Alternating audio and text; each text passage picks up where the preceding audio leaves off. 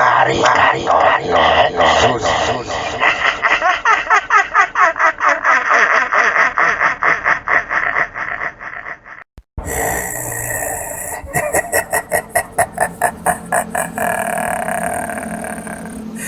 Apa kabar para pendengar cerita seram The Haunting Cruise dan PM?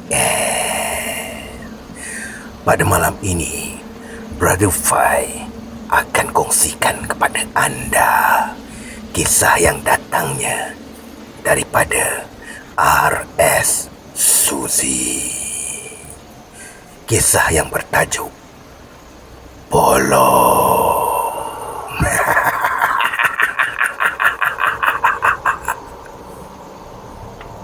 Assalamualaikum warahmatullahi wabarakatuh.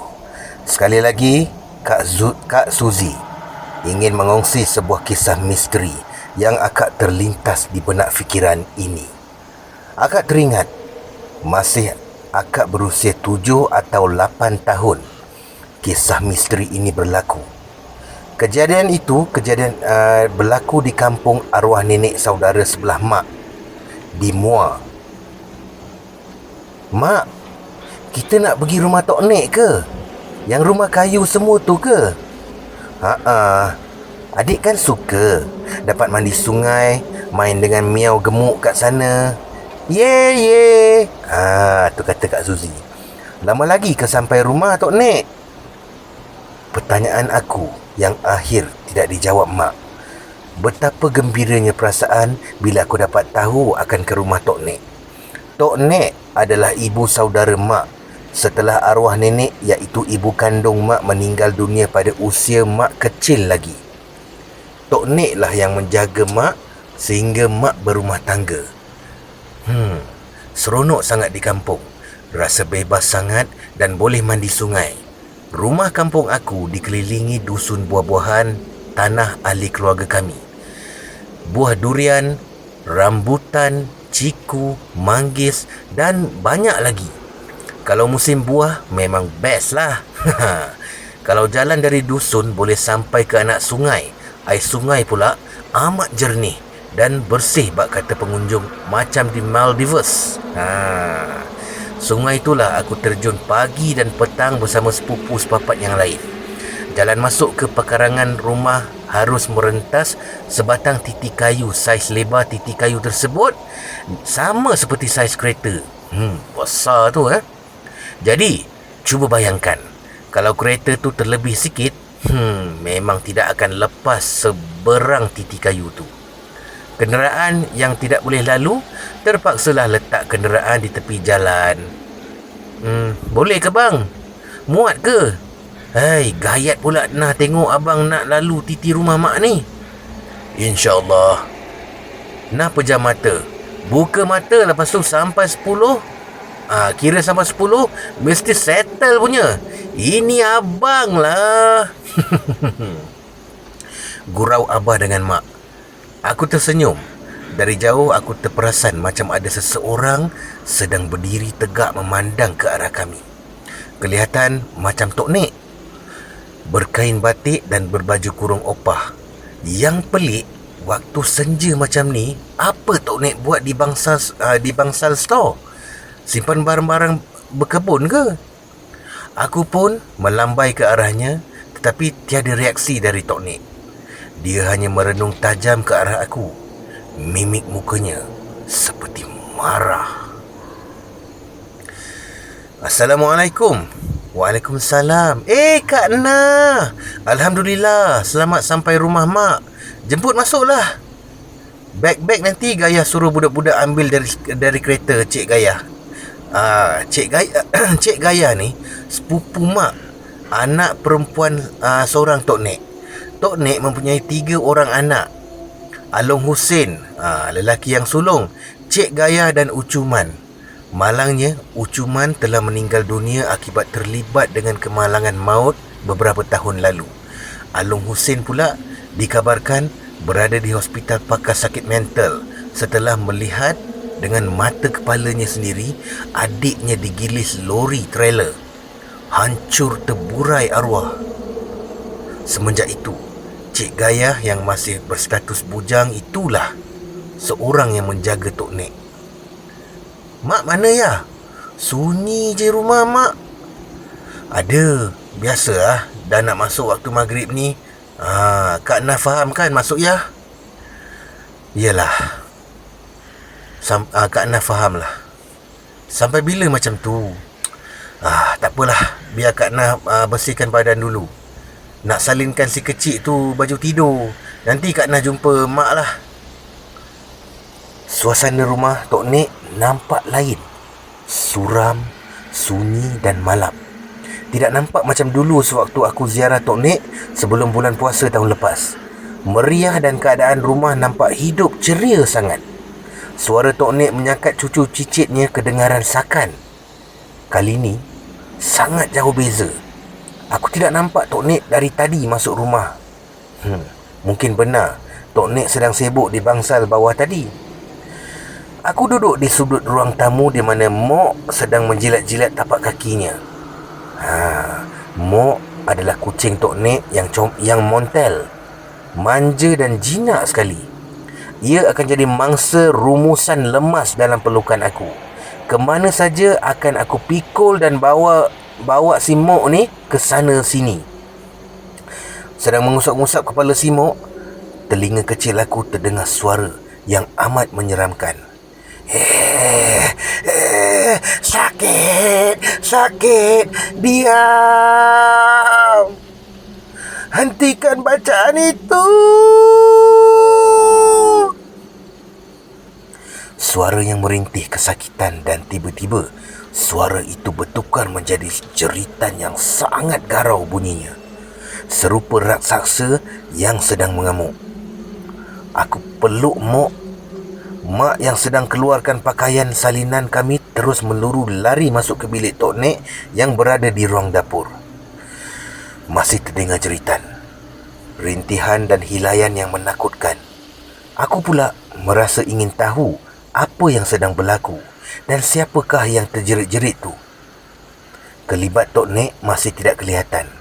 Ayah dan Wak Ali, salah seorang saudara kami yang tinggal berdekatan rumah Tok Nek, sudah ke surau berhampiran untuk mengerjakan solat maghrib.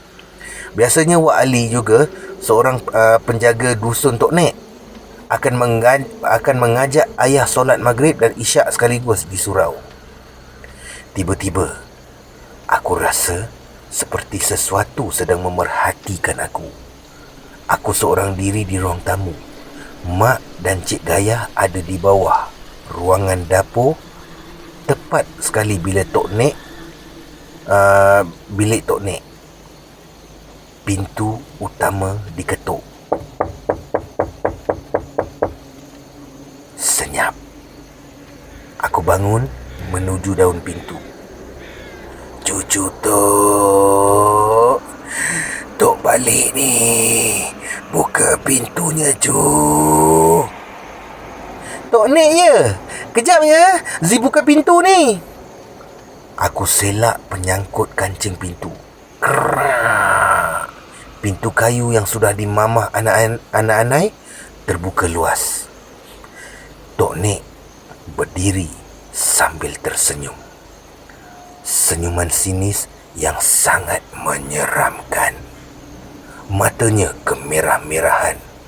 Baunya sangat busuk seperti bangkai berulat. Tanpa berkata apa-apa, aku terus berlari sambil memekik. Mak! Tok Nek balik dah ni! Tok Nek kat depan ni! Sejurus aku ingin mula langkah menuruni anak tangga menuju ke dapur, Mak terus mendakap dan mendukung aku. Tok Nek? Mana ada? Tok Nek kan sakit. Ada tu baring di katilnya dalam bilik tu. Nada suara Mak perlahan berbisik padaku sambil menuju ke arah bilik Tok Nek. Aku masih berdegil. Zi buka pintu untuk Tok Nek lah, Mak. Jom tengok Tok Nek kat ruang tamu. Mak melangkah naik anak tangga untuk ke ruang tamu. Baru selangkah, suara Cik Gayah membuat kami terhenti. Jangan Kak Nah.